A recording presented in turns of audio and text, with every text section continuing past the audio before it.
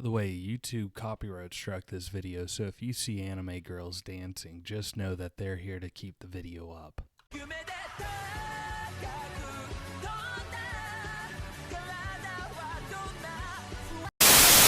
The year is 2012. You just get home from Subway after that minimum wage worker slaved over your $5 footlong.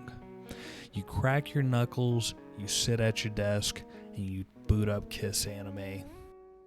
You spend the next 5 minutes going through ads at the mills in your local area, and you end up on Sword Art Online.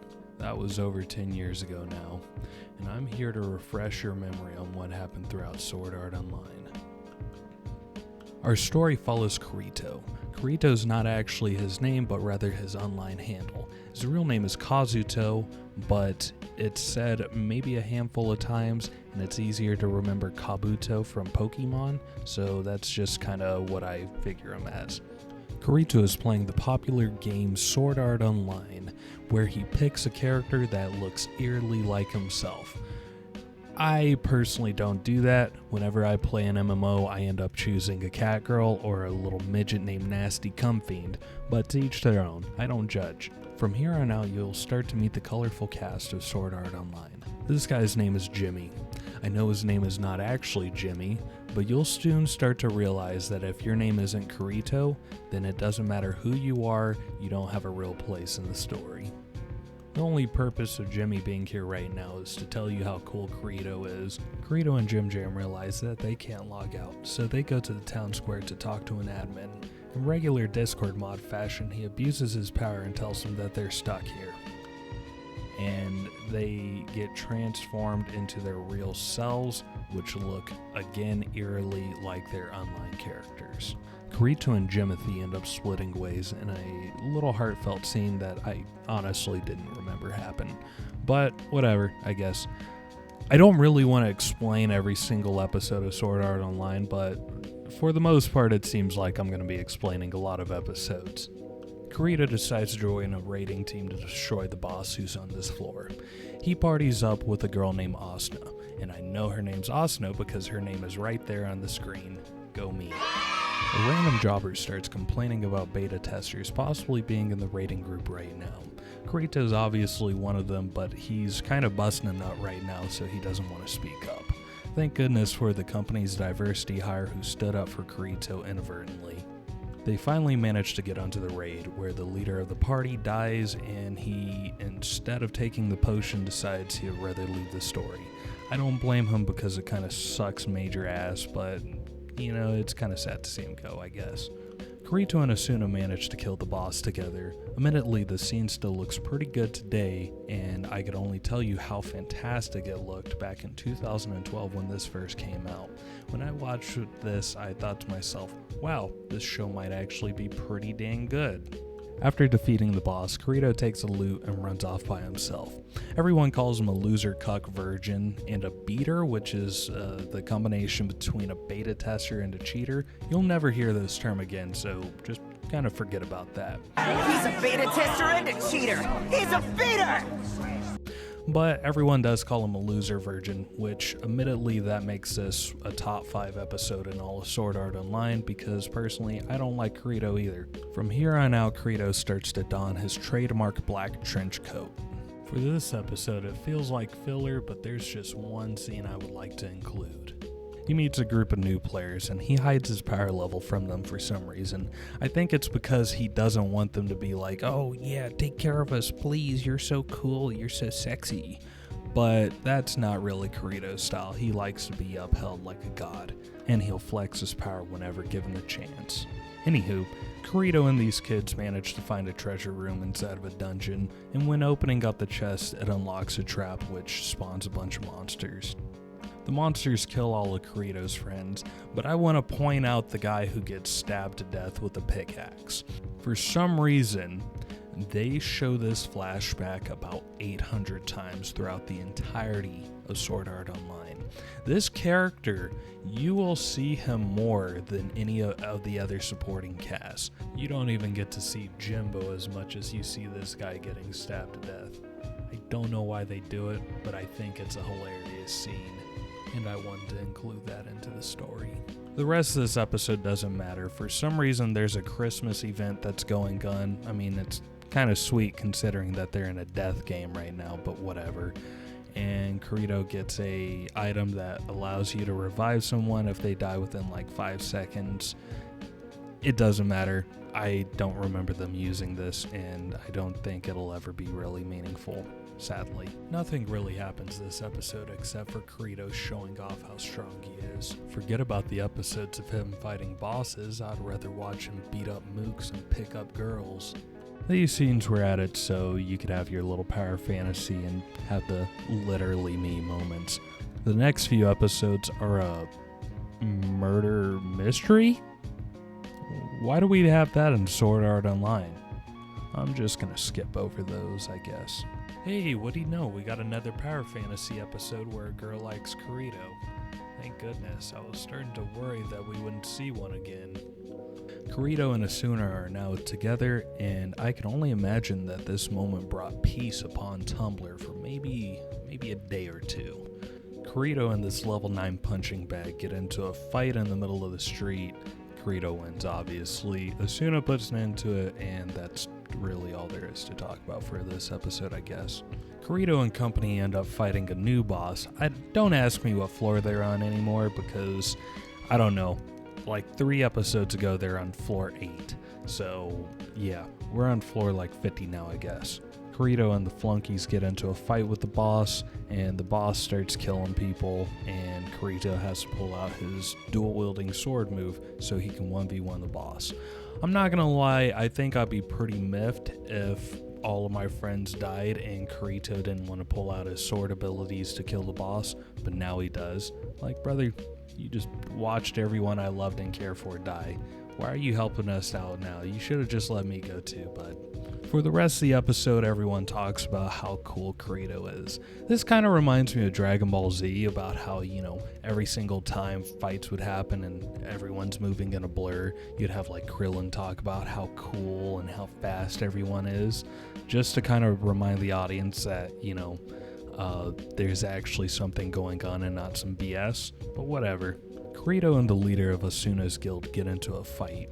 And if the leader of the guild wins, then Kirito joins their guild, and he somehow wins, which is pretty cool. I think I'd be mad again that that guy also wasn't included in the fight where, friends could have died a little bit ago, but whatever.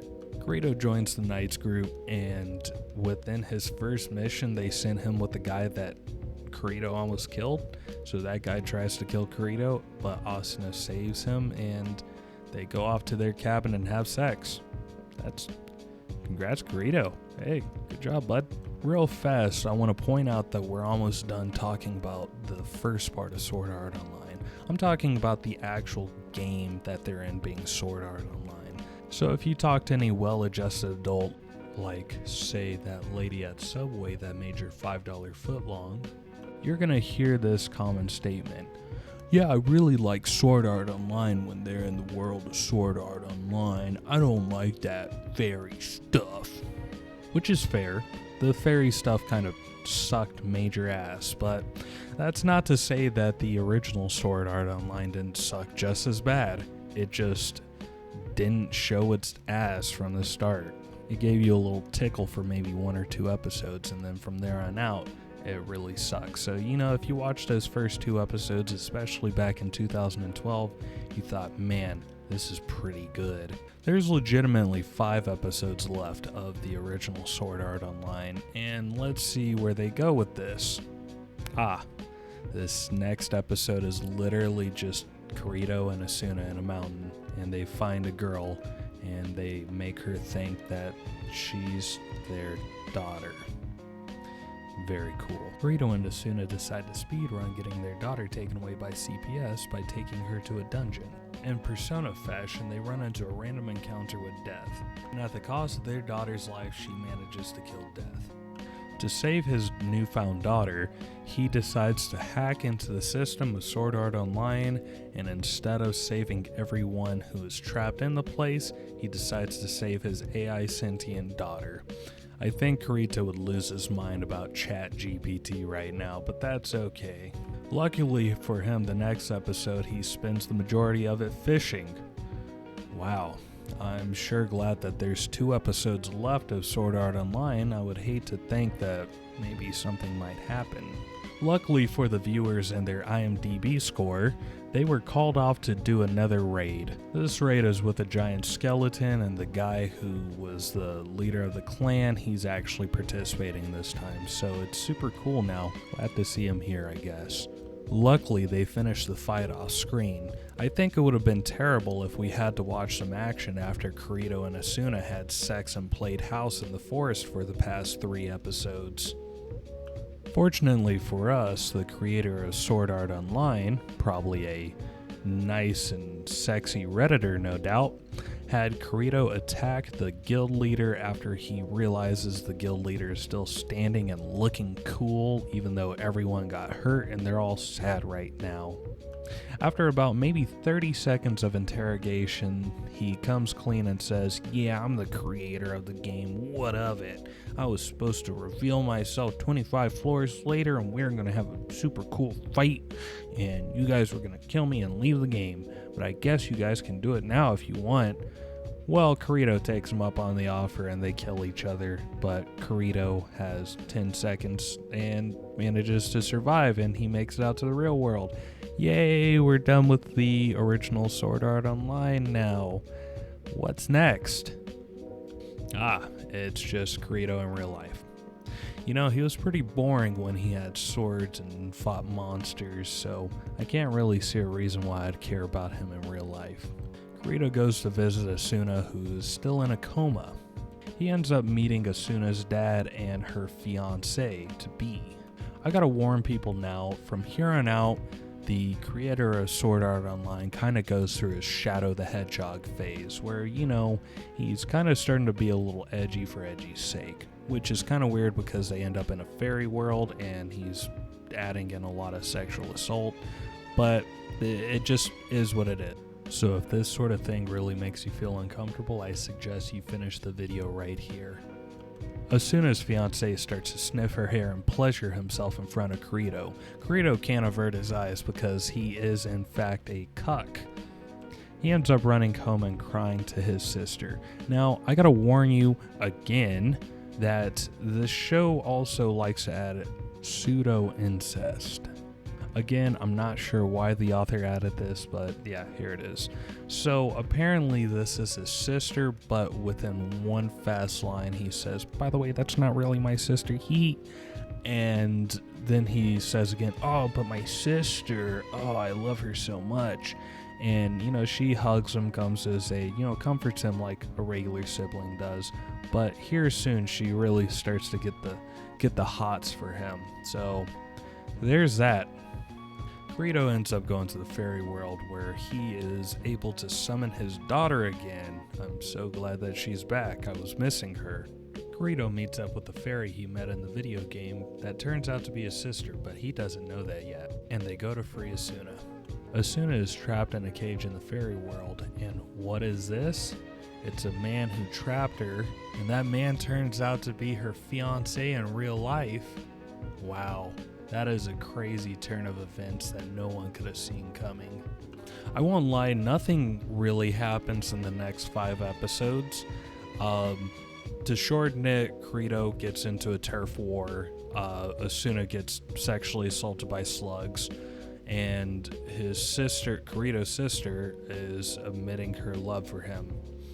That's really it. Kirito and his sister / not sister make it up to the top of the world tree. Well, she doesn't make it up, but she kind of sacrifices herself for Kirito to make it up to the top. And at the top of the tree, Kirito finds his lovely lady Asuna. Except unfortunately, she's not there alone. Oh no. Her fiancé is also up there as well, and he's administrator of this game. Oh, who could have seen this one coming? Well, Kirito and him get into a fight, and Kirito uses the power of previous Sword Art Online because that was apparently the skeletal structure for this game as well, so they're kind of the same thing, really. And he uses that power to overpower the administrator of this game. Very cool.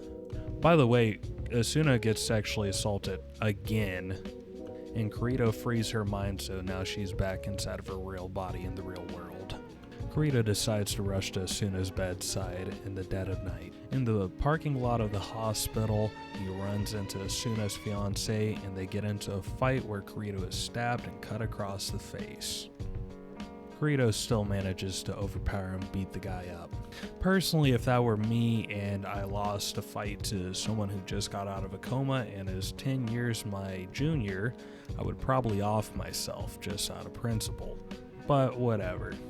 The lovers finally reunite, and we're given maybe a 2-second scene of that until we're thrusted back into the real world. Kirito and Asuna now attend a high school that is dedicated for kids who are stuck in Sword Art Online, because being trapped in a video game for 2 years definitely hinders studies. Which, side note, this is probably the only time I'll ever really say, wow, I like that from Sword Art Online. That's pretty smart. Good job, author. Because you don't really think about the consequences of being stuck in a game for 2 years. I mean, yeah, you already know you're coming out of a coma, so your legs and your body is going to be weak. But what about everything outside of that? How are you going to be getting a job? How is school going to be? Yada yada. So it's kind of cool to see them halfway address that for, if nothing else, for 2 seconds. Kirito finally convinces Asuna to get back into the fairy world and give it a try for funsies. Which, I mean, that's cool and all. It does seem like a fun game. I'd probably love it. But if I were sexually assaulted on multiple occasions inside of a place, I doubt that'd be the place I'd want to go and just hang out for funsies. And that's really the end of Season 1 of Sword Art Online. Yeah, I know, it felt like freaking forever. But nonetheless, that's really it. I know it felt like I kind of drug through the beginning part of Sword Art Online, where they're actually in the world of Sword Art Online, and kind of skimmed over everything in the fairy world. But that's just because nothing happened in the fairy world. It blows my mind. I can't understand why they made it, but you know, they made it, so here I am. I would really like to make more of videos like this where I just, you know, kind of tell the whole story of Sword Art Online. So I don't know, I think if this video garners a little bit of views or a little bit of likes to it, get a couple people subscribing to the channel, you know, things like that, I would probably definitely go ahead and make a Sword Art Online like compilation of every single season. Unfortunately, but you know, whatever. I got the information, so hey, why not share it to everybody, I guess.